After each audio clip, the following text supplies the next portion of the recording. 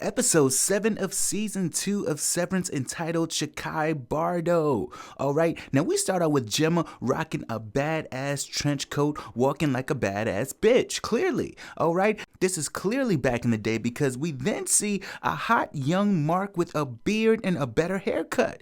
He appears to be working while waiting to donate blood. Gemma is sitting beside him. Mark is clearly trying to holler, so ask her what she's reading, which is themes of religious conversion and Tolstoy's The Death of Ivan Ilyich. And it appears that Mark is grading papers, which means he was a teacher.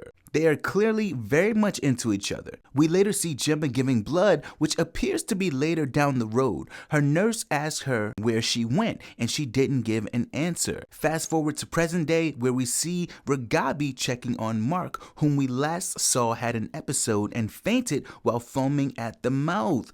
Devin is worried. Ragabi says that Mark will sleep for a while and that he's reintegrating. Devin ain't for the shits and tells Ragabi to back up off her brother. Ragabi tells Devin that Gemma is alive, which Devin was not expecting to hear, but you could see her sense of relief. Next, we see another flashback to Gemma at Lumen with her nurse. She seems to be running tests on Gemma.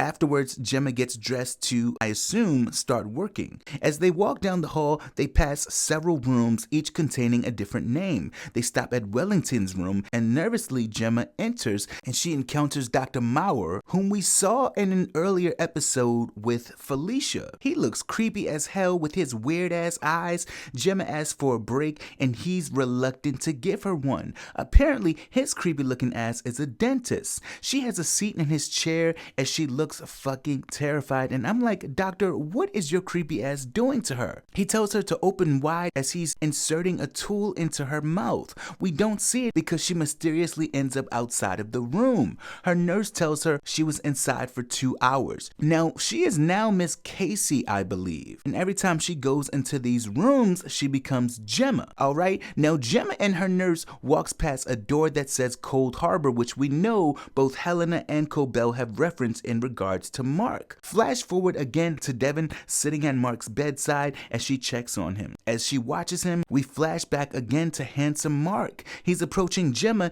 in her office as he expresses how he had fun last night. He clearly wants a round 2, but Gemma has a lecture to prep for, so she does not have the time. It appears that she's under the weather. Mark brought her a gift, and you know what it was, bitch? It was an ant farm, and baby, when I tell you that Gemma looked just as confused as I did, Mark. She had to correct him and told him that she hates ants and said that she loves plants, Mark. And I'm like, Mark, it seems that you've never had any game. Gemma didn't mind too much because she still made out with him, alright? I guess she thought you can at least kiss right, alright? Fast forward a bit to where Mark is working and she's trying to fuck. They clearly can't get enough of each other. It was at this time that we hear Gemma speak a little Russian, and I'm like, Gemma, who knew that you spoke Russian? She saw that Mark purchased a crib, and I'm not talking about a house. We see Mark and Gemma's relationship evolve over time, which we know led to marriage. They're later having dinner with Devin and Rickon. They're talking, and Devin attempts to pour Gemma some wine. Gemma refuses, which of course gave away to Devin that Gemma is pregnant. Fast forward to Gemma in the bathroom. She's bleeding, which of course implies that she has a miscarriage. Mark enters to comfort her. Fast forward to Gemma's innie, Miss Casey, as she approaches Mark's innie at Lumen, saying that she's looking for Helly. There are a bunch of strange people watching Mark and his fellow innies in some room.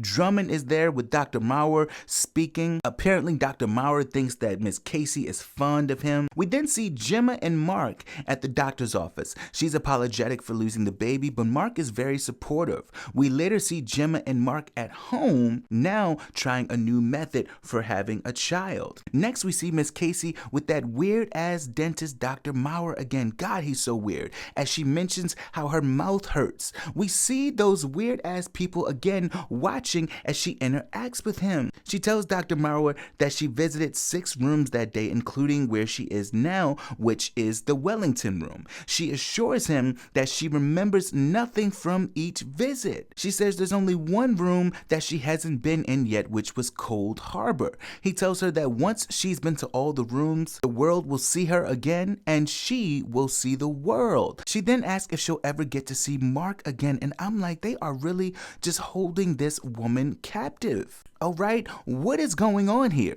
Creepy ass dentist Dr. Maurer assures her that care will take away both she and Mark's pain. Gemma then said the same shit I was thinking when she asked this creepy ass dude Dr. Maurer to just talk like a normal person. Gemma, like we're on the same page, sis.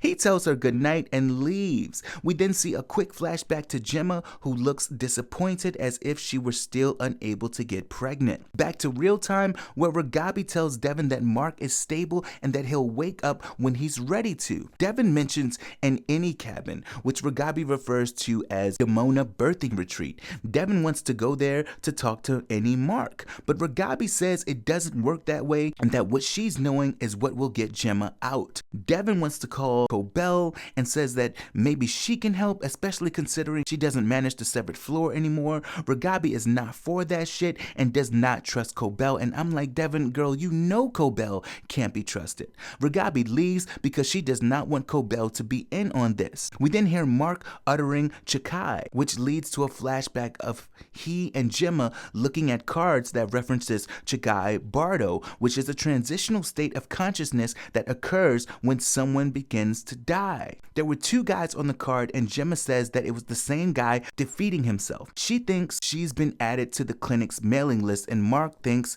it's all a waste of time. She says that she feels like shit and he lets her know that they can stop, as in no longer pursue another pregnancy. Next, we see Gemma at Lumen with a cute wig. She's getting ready to travel. We see her on a flight with a shit ton of turbulence. It appears that her flight attendant is Dr. Maurer, but correct me if I'm wrong. Am I making that up?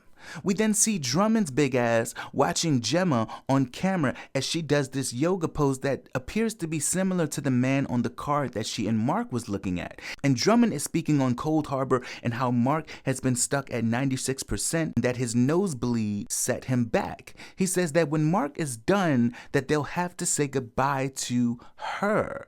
Now, are they referring to Helly or are they referring to Gemma? Drummond then asks Dr. Maurer why he's wearing this ugly ass Christmas sweater. And listen, Mr. Drummond, I agree, babe. I agree.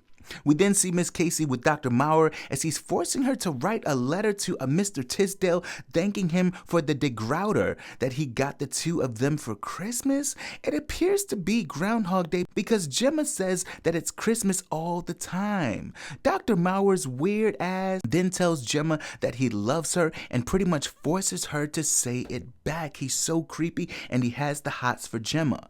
We then see a very tired Gemma at home with Mark. He's attempting to put the crib together but is frustrated and tears it apart. Gemma's inability to get pregnant must be because of Lumen. That is what I'm getting. Gemma is with Dr. Maurer again as she tells him she wants to go home. He tells her that her husband has remarried and has a daughter, which I'm like, what? Mark ain't got no damn daughter? He says that she's been gone a long time and that her husband has moved on. He says that maybe she's moved on too and asks her if she's gravitating toward any particular room. He implies that she could be getting things from these rooms that she's never gotten from Mark, which to me just sounds a little grapey, if you know what I'm saying. Alright? He then opens a book entitled Death of Ivan Ilyich, which is what she was reading when she first encountered Mark. Now baby, Gemma then whacked his ass with a chair. Okay, she has had enough. He is unconscious. She takes his car and leaves the room. She's attempting to escape and appears to as she gets into the elevator.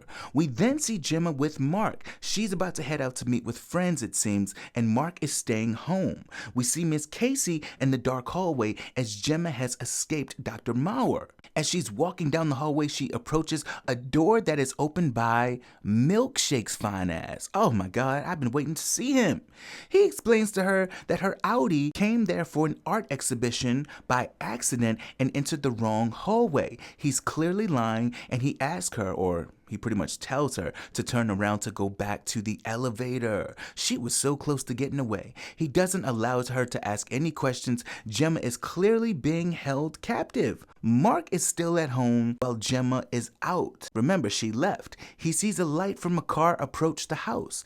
It's the police. Gemma is trapped at Lumen, bitch. Alright, and Dr. Mauer's creepy ass has the hots for her. And so you know the police were coming there to say that she's dead, I guess? That's when he got the news, but we know that she's not really dead, that she's just being held captive at Lumen. Back to present day, where Mark wakes up. Devin is still there with him. He's having flashbacks of Gemma, and it appears that he now has the answers he's been looking for. So this entire sequence was a part of Rugabi's experiment, it seems, and it allowed him to go and see what really happened to Gemma.